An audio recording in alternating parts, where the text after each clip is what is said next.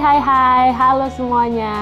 Selamat datang di program Vokasi Kini. Apa kabarnya teman-teman generasi muda di sana? Pastinya kita doakan supaya selalu sehat dan sudah siap menyambut masa depan yang terbentang di depan Anda. Karena pada episode perdana ini kita akan membahas mengenai masa depan dunia kerja. Nah, itu dia, semoga nanti ada pencerahan, jadi Anda nih yang di luar rumah bisa tahu kira-kira harus kemana setelah ini.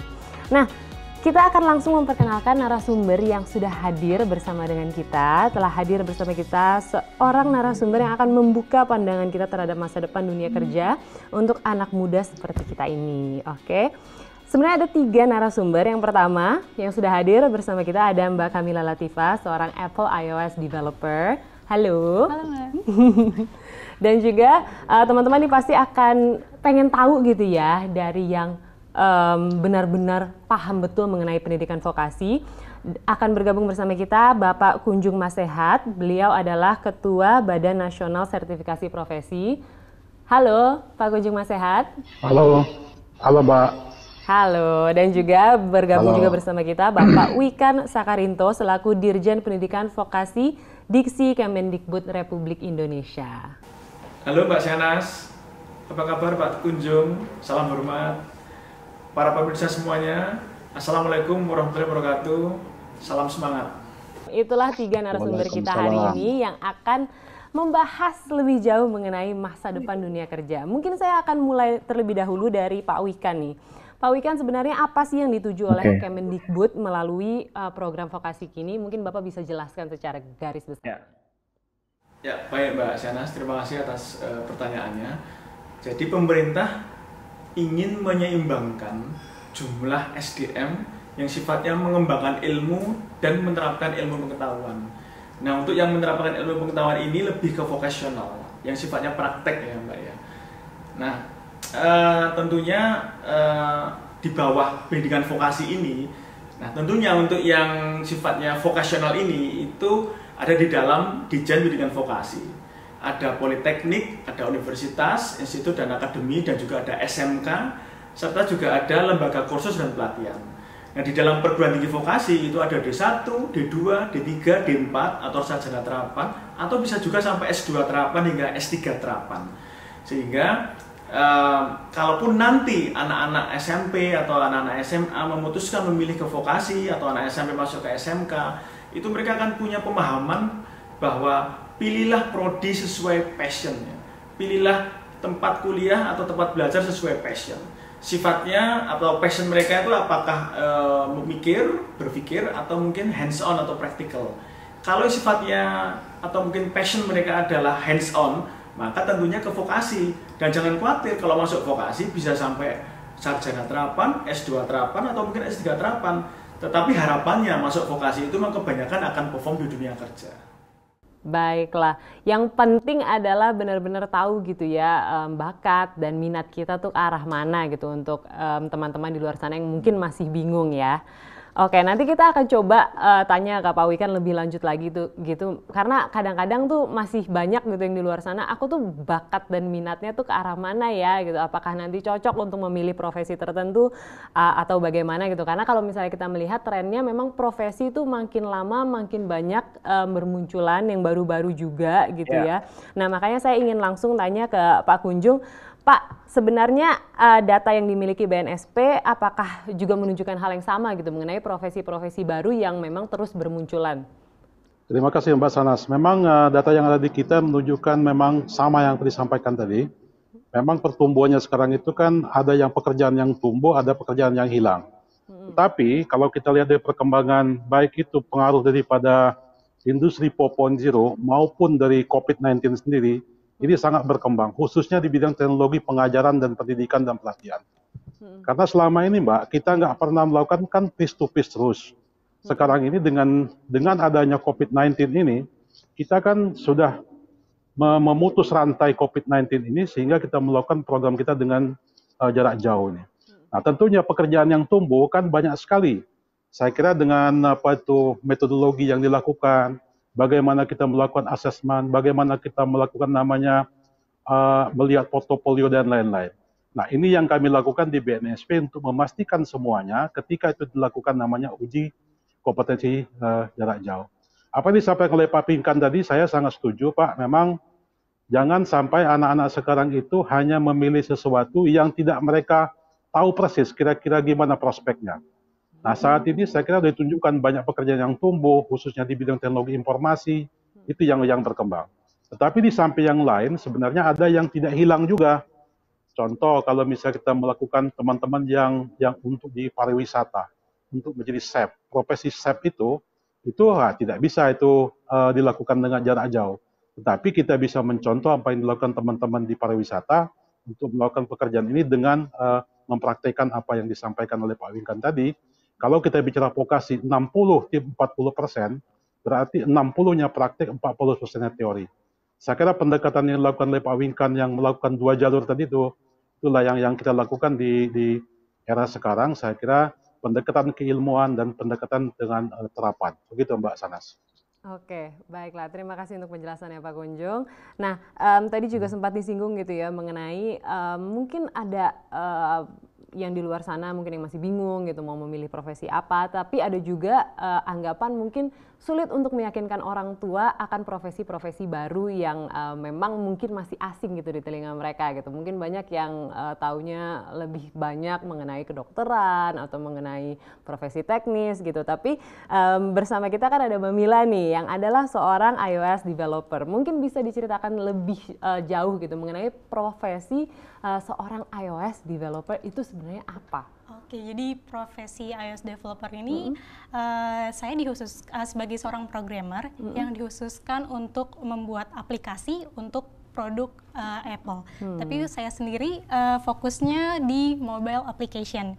Kerjaan sehari-hari seorang iOS developer selain tentunya membuat aplikasi dari nol, ada juga menambah-nambah fitur yang ada di aplikasi. Terusnya juga jika misalnya ada error atau apa di dalam aplikasi tersebut, si programmer iOS developer itulah yang membetulkannya. Oke, nah ini berarti berawal dari minatnya Mbak Mila sendiri meyakinkan orang tua saat itu seperti apa? Karena kan ini sebenarnya masih tidak begitu tidak begitu familiar gitu di kuping banyak orang. Iya, saya yakinkan gini sih, soal saya kasih tahu ke orang tua saya kalau sekarang banyak orang yang udah punya smartphone gitu dan sehari-harinya orang-orang udah banyak mengandalkan aplikasi di smartphone untuk menyelesaikan permasalahan kehidupannya sehari-hari seperti transportasi, pemesan makanan atau apa. Jadi kayak mereka jadi aware gitu. Oh, ternyata emang bagus juga ya prospeknya menjadi seorang mobile application programmer, khususnya iOS developer ini gitu. Oh, oke. Tapi nggak pakai tangis-tangisan tuh ya waktu itu ya? Oh, enggak sih. Kadang-kadang kan gitu kan, ini tuh adalah suatu yang baru gitu. Tapi buat orang tua, apa dia itu nggak tahu gitu. Biasanya itu yang sulit untuk seorang anak-anak gitu ya. Tapi saya kembali lagi pengen tahu dari Pak Wikan, sebenarnya apa sih Pak jenis pekerjaan yang berkembang saat ini gitu, karena kalau misalnya kita ngomongin dunia digital pastinya banyak sekali yang bermunculan, tapi spesifiknya tuh inovasi apa sih yang menarik di masa depan ini? Ada beberapa profesi yang mungkin selain tadi yang saya sampaikan seperti driver dump truck, underwater welder, ada banyak yang lain, misalnya chef, atau mungkin profesi yang sebagai animator, atau mungkin profesi dalam konteks konten kreator, YouTuber. Adik-adik bisa bayangkan kan, saat ini perubahan ini mendrive atau mendorong munculnya profesi-profesi yang mungkin belum terbayangkan sebelumnya. Adik-adik mungkin tahu nggak, profesi apa yang saat ini sedang sangat mahal di dunia ini? Yaitu data analyst atau ahli analisa terhadap data. Itu campuran dua kompetensi adik-adik. Kebayang nggak dulu dua ini bisa tercampur? Satu, komputer jelas lah. Teknik komputer atau teknik informatika itu satu, karena kita bicara data analyzer. Tapi kompetensi apa yang dibutuhkan oleh profesi ini? Yang kedua adalah bahasa. Bahasa, seni, budaya, dan sosial ini digabung dengan kompetensi teknologi atau teknik informatika, komputer, itu menciptakan satu profesi baru, yaitu data analyzer yang saat ini sedang mahal. Dan ini mungkin adik-adik yang harus segera pahami juga. Artinya apa? Kalau kita melihat fenomena 4.0, maka pekerjaan yang akan hilang adalah pekerjaan yang akan tergantikan oleh otomasi. Pekerjaan yang akan muncul adalah pekerjaan yang menciptakan otomasi itu, atau pekerjaan yang memang tidak bisa tergantikan oleh otomasi, yang sifatnya sangat manusiawi seperti dokter dan sebagainya. Atau juga kita bisa melihat fenomena new normal dari pandemi ini akan menciptakan generasi baru, generasi yang mungkin tidak terlalu senang untuk berpergian, generasi dengan pola kehidupan yang mungkin berbeda. Nah, di sini harus mampu ditangkap dan mungkin sekali akan menghasilkan atau nanti menimbulkan atau memunculkan beberapa profesi-profesi baru yang mungkin belum kita bisa deteksi di saat ini. Artinya apa? Adik-adik harus terus menjadi bagian dari perubahan ini dan mungkin adik-adik akan menjadi agen-agen perubahan itu. Baik Pak Wikan, menarik banget bahasannya gitu karena saya pengen tahu lebih jauh lagi juga mengenai profesi-profesi yang memang terus berkembang dan yang pasti menjanjikan gitu. Karena kan kembali lagi kalau misalnya kita ngomongin profesi pastinya kita mau cita-cita kita sampai gitu dan itu bisa menghidupi kita di masa depan. Nanti kita akan membahas lebih lanjut lagi tapi usai pesan-pesan berikut ini.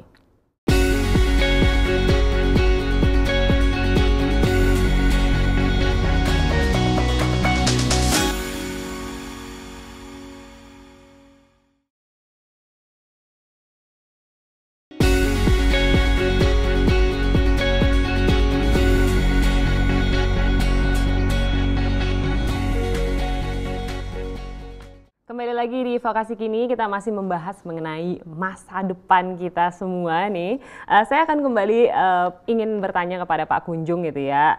Tadi kita sudah membahas bahwa banyak banget profesi-profesi baru yang bermunculan dan pastinya ini menjadi kesempatan gitu ya untuk para generasi muda untuk benar-benar bisa terjun dan menghadapi dunia kerja dengan lebih baik. Tapi saya penasaran Pak, ada nggak sih pendidikan vokasi yang sebenarnya bisa menjembatani kebutuhan-kebutuhan dari industri dengan profesi yang tadi sudah disebutkan? Oke, ini terima kasih. Ini karena bersama-sama Pak Winkan, saya kira kita kan teman-teman di vokasi itu sama di Dikbud itu kan menangani pendidikan vokasi. Tetapi ada kementerian lembaga yang menangani juga pendidikan dan pelatihan vokasi. Apa yang disampaikan Pak Winkan memang betul Pak. Jadi kalau kita bicara tentang profesi saat ini yang dibutuhkan di masa mendatang, jadi tempatnya Dirjen Vokasi dengan lembaga-lembaga yang melaksanakan pendidikan dan pelatihan vokasi menjadi supply daripada dunia industri.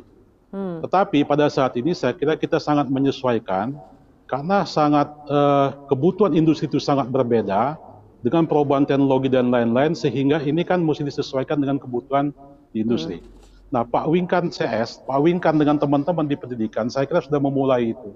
Beberapa waktu yang lalu kita bicara tentang link in match, antara dari supply driven kepada demand driven. Bagaimana memadukan itu. Yang disebut sama Pak Winkan adalah pernikahan antara pendidikan dan pelatihan vokasi dengan teman-teman industri. Jadi jembatannya di sana. Tetapi yang mesti diperhatikan adalah bagaimana perubahan daripada kebutuhan dunia industri ini yang sangat pokok kita perhatikan ketika kita mengembangkan namanya di hulunya, di pendidikannya, di pelatihannya, termasuk perubahan daripada bagaimana kita mengadop standar-standar internasional atau standar-standar yang kita kembangkan sendiri dalam rangka untuk pengembangan pelatihan di masa-masa mendatang, baik itu di pendidikan formal maupun non formal. Tadi saya dengan apa dibicarakan Pak Winkan, beberapa kali saya pergi ke lapangan, misalnya ke Newmont, ke Freeport. Apa yang disampaikan Pak Winkan itu betul. Profesi seorang driver dump truck itu, baik yang kapasitas 70 ton, 150 ton, itu banyak perempuan, Mbak, banyak perempuan. Saya saksikan di Newmont. Newmont itu ada 10 atau 15 orang perempuan. Tetapi dengan safety yang sangat tinggi, itu yang mesti kita perhatikan.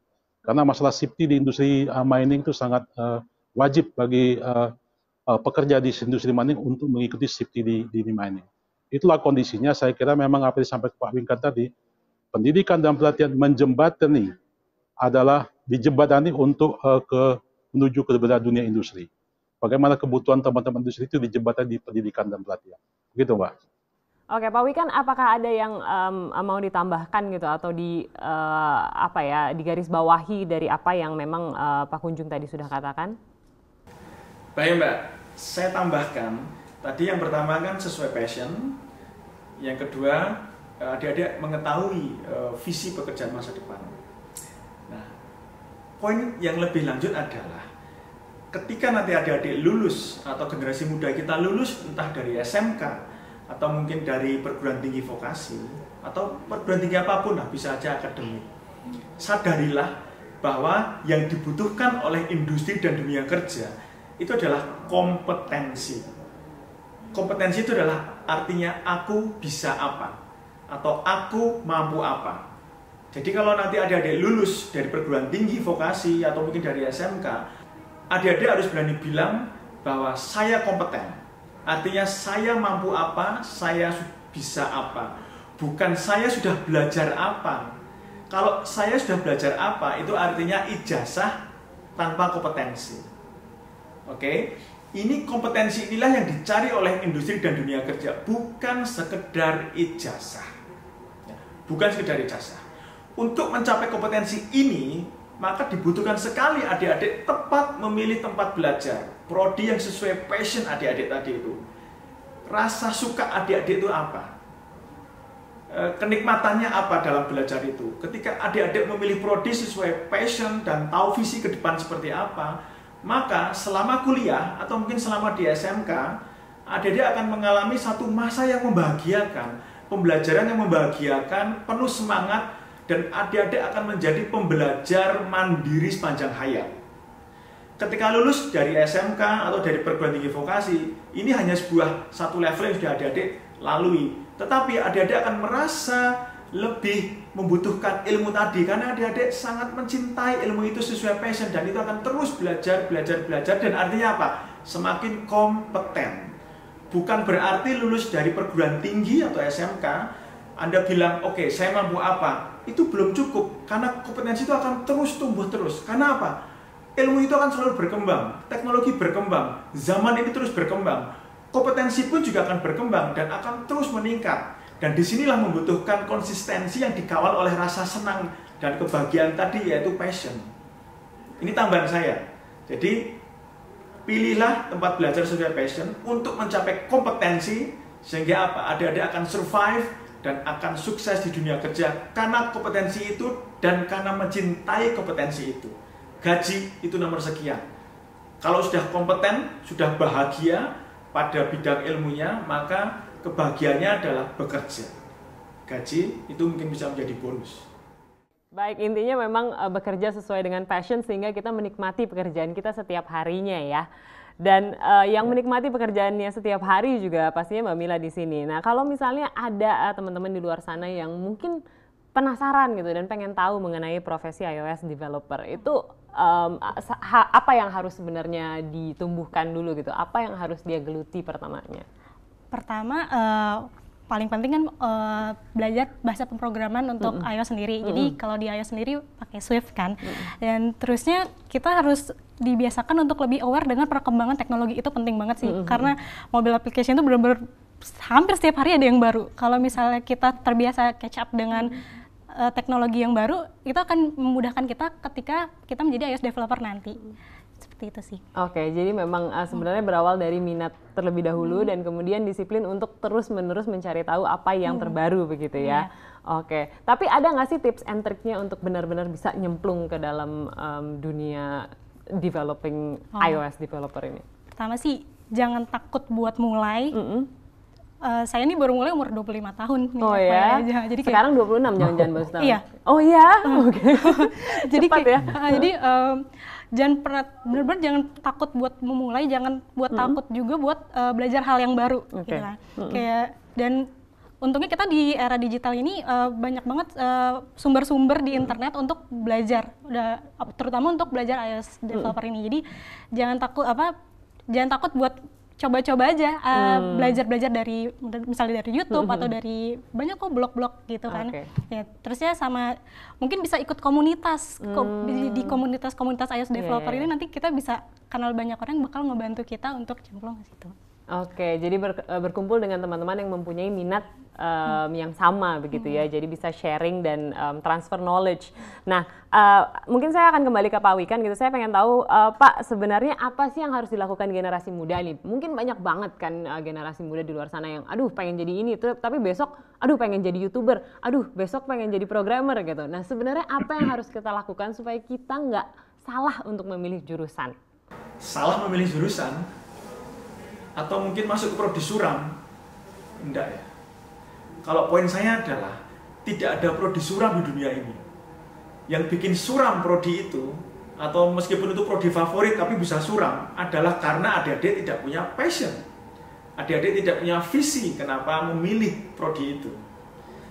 Jadi artinya untuk memilih prodi atau memilih tempat kuliah atau tempat belajar misalnya kayak SMK, beranilah untuk mengakui passion adik-adik. Pahamilah bakat adik-adik itu apa. Adik-adik kan bahagia melakukan apa di situ, sehingga adik-adik tidak akan salah memilih prodi. Jadi sekali lagi ya, tidak ada prodi suram di dunia ini. Yang bikin suram itu ya adik-adik yang tidak passion pada prodi itu, atau tidak ada prodi yang otomatis favorit, yang otomatis nanti pasti sukses. Tidak, karena kalau tidak ada passion masuk ke prodi favorit, yang kata orang favorit itu bisa jadi suram. Jadi untuk memilih prodi, satu, banyak-banyaklah belajar, membaca, amati perubahan di dunia ini, diskusi dengan banyak orang, pahamilah profesi apa yang baru yang muncul, profesi apa yang hilang. Sekali lagi, passion. Next, orang tua selalu diajak diskusi. Jangan sampai orang tua memiliki persepsi di masa lalu, membayangkan profesi di masa lalu akan adik-adik lakukan di masa mendatang. Diskusilah dengan orang tua, karena orang tua itu juga menjadi faktor penentu, karena doa mereka sangat kuat sebenarnya. Jangan sampai orang tua tidak sepakat dengan adik-adik memilih prodi yang tidak disepakati, kemudian doanya tidak maksimal juga. Ya mungkin itu yang bisa saya sampaikan. Intinya sesuai passion, bakat, minat, visi, orang tua juga sepakat. Iya, nggak kelar-kelar gitu ya Pak. Pokoknya berani dulu untuk mencoba, berani mencari tahu sebenarnya kita itu seperti apa. Mungkin terakhir dari Pak Kunjung juga ada yang mau ditambahkan Pak mengenai generasi muda agar benar-benar bisa memilih profesi dan program yang tepat untuk mereka. Oke, makasih Mbak Sana. Saya kira ini penting sampai ke Pak Winkan. Kan ada beberapa yang kita lihat bahwa kan anak-anak itu memang memilih itu hanya ya saya ikut sana ikut sini. Itu yang paling penting ditanamkan adalah pada waktu mereka itu akan menuju kemana. Tetapi dari pengalaman teman-teman di SMK yang saya ketahui, saya beberapa kali ikut dengan teman-teman SMK yang tumbuh berkembang. Saya ambil contoh di bidang kemaritiman, Mbak. Di bidang kemaritiman itu nggak banyak SMK di bidang kemaritiman, tetapi mereka yang masuk sana kan mesti punya passion yang disampaikan oleh Pak Wikan tadi.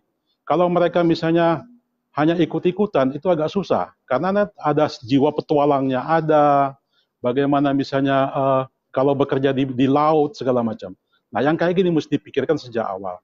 Jadi pengalaman teman-teman di SMK di bidang kemaritiman itu sebenarnya yang paling penting menyadarkan orang tuanya, karena ini sangat penting. Kadang-kadang ya hanya ikut-ikutan, orang tuanya nggak tahu. Nah ini yang saya lihat dari pengalaman teman-teman di SMK kemaritiman yang saya ketahui, mereka selalu melakukan namanya promosi kepada sekolah-sekolahan yang akan direkrut untuk masuk SMK, kalau dia di vokasi SMK, tetapi sekaligus mereka menyadarkan orang tuanya untuk ikut serta dalam melihat potensi apa daripada anak didik yang akan masuk ke SMK tersebut. Nah di pengalaman itulah yang saya lihat, yang maju ya sangat maju, sehingga akhirnya mereka memang profesi di sana, dia nanti hanya akan profesional juga di bidang yang mereka geluti sesuai dengan bidang dan minatnya. Yang paling penting adalah 3 sebenarnya yang kita selalu tekankan, dia mempunyai pengetahuan, dia mempunyai keterampilan, dan dia mempunyai attitude yang bagus. Itu yang paling penting. Jadi ya ketiga-tiga ini mesti dikombinasikan. Ada namanya pengetahuan, ada keterampilan, ada namanya attitude. Sehingga nanti ketika bekerja sangat mudah untuk disiplin dan lain-lain ketika masuk ke dunia kerja. Begitu Mbak. Baik, terima kasih banyak Pak Kunjung Mas Sehat yang sudah bergabung dan juga Pak Wikan Sakarinto yang telah bergabung bersama kita dan memberikan penjelasan begitu lengkap gitu ya mengenai masa depan yang sebenarnya sangat terbuka untuk generasi muda. Dan sekali lagi juga saya mengucapkan terima kasih untuk Mbak Mila yang sudah berbagi mengenai profesi iOS developer. Kalau boleh saya memberikan beberapa closing statement gitu ya dari apa yang kita bicarakan. Sebenarnya jika kalian generasi muda masih bingung, pokoknya pilihlah sesuatu profesi ataupun jurusan itu yang sesuai dengan minat kalian. Kalian juga harus jeli untuk melihat potensi diri, saya ini seperti apa, kemampuan saya seperti apa, minat saya kemana gitu ya. Banyak-banyak mungkin berdiskusi dengan diri sendiri. Dan kalian juga harus disiplin untuk mencari ilmu-ilmu terkini dan perkembangan terkini mengenai ilmu yang kalian sukai. Dan juga yang paling penting nih yang dari tadi diomongin adalah jangan takut untuk mencoba. Karena kalau kita nggak mencoba, kita nggak pernah tahu. Oke, semoga episode hari ini bisa memberikan pencerahan buat kalian yang masih sedikit bingung. Jadi profesi-profesi di luar sana sangat banyak. Pokoknya nonton terus program Vokasi Kini yang patut untuk dijadikan pilihan profesi demi masa depan yang lebih cerah. Oke, terima kasih banyak. Sampai jumpa di Vokasi Kini berikutnya. Bye-bye.